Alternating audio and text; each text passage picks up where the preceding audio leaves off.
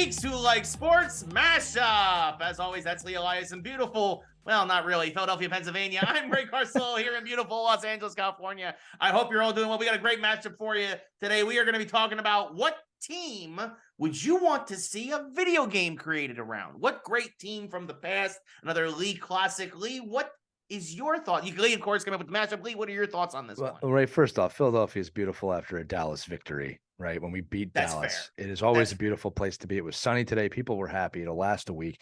Ray, I'm going to be honest with you. Mine's really good. You're going to have a hard time following this up, but I believe in you, and you should too, because I think you're going to be able to come up with something special. But mine is so well put together and so electrifying, and it's nothing to do with wrestling.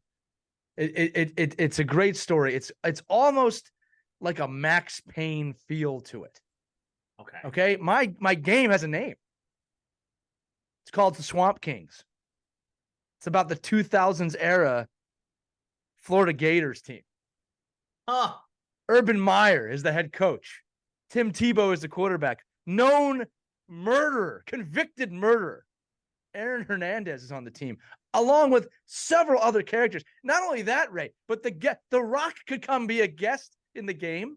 He could come back. There's lots of players that could come back at any point. But I just think there's something about a known murderer walking around with Tim Tebow, who's a very religious person, and Urban Meyer, who turns out is a real jackass, as the makings of a great, great game. There's definitely some narrative possibilities with those kind of characters there. Yeah. All right. See, it was good, wasn't it? It's good. That is pretty good. It's a short show. I'd go more into it, but over the course of 3 or 4 seasons, you could have some fun with that. Like Chapter 7, Murder.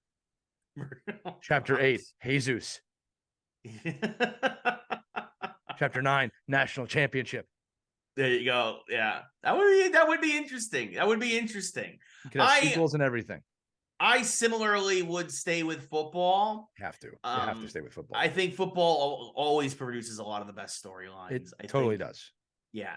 I think that if it was to be a narrative-based game of some kind, I think that I'm thinking either the 85 Bears. Yeah, I thought of that one. The Super Bowl Shuffle. Yeah. Or also the 80s Giants with Lawrence Taylor. Well, they made a game about the 85 Bears. What really? It's called Tecmo Bowl. Tecmo Bowl. Yes. And the 80 Giants was what's the league? Basically. yeah. So people died. No, I was kidding. Yeah. So, but yeah, no, I mean, I think there's definitely a lot of that. I think, I want to say post 9/11 baseball would make a really interesting game. And why not just have a game called the Steroid Era? Well, there you go. That's a good one too. There you go. Just you're walking around the locker room. That's basically Blitz. That's Blitz the League, but for baseball. Baseball, yeah. There you go. Yeah. The Steroid Era is the Blitz version of baseball. There it is. You have a juice meter. You're low on juice. And you have to shoot up. You have to shoot up between innings.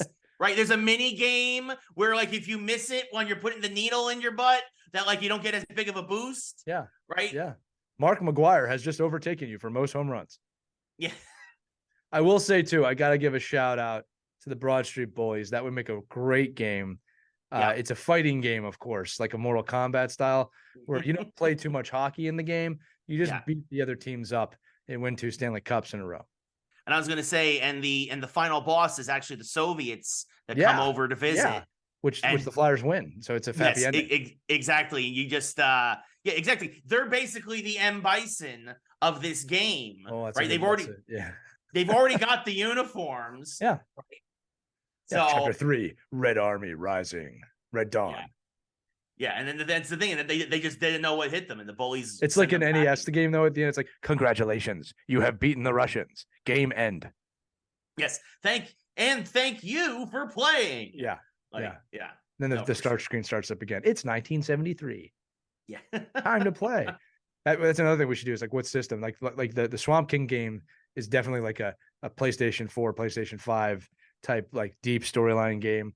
Yeah. I think when you look at some of the other things though, like you said, the 85 Bears is an NES game, right? So we're giving them systems too.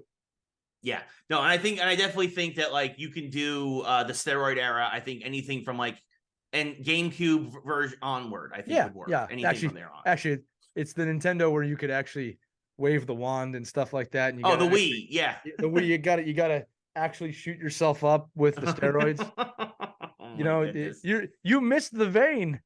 Oh no. Oh no. Mark McGuire Sammy Sosa has just surpassed you in home runs. Oh goodness. That's an interesting one, but we want to know what you think. So as always, comment below. Let us know your thoughts on this. So we had some interesting ones here today. Before Lee, I'm Ray. We always appreciate it. Be sure to tune in to the regular episode of Geeks Who Like Sports. And until next time. It's a really good episode. You should listen to it if you haven't already. It is.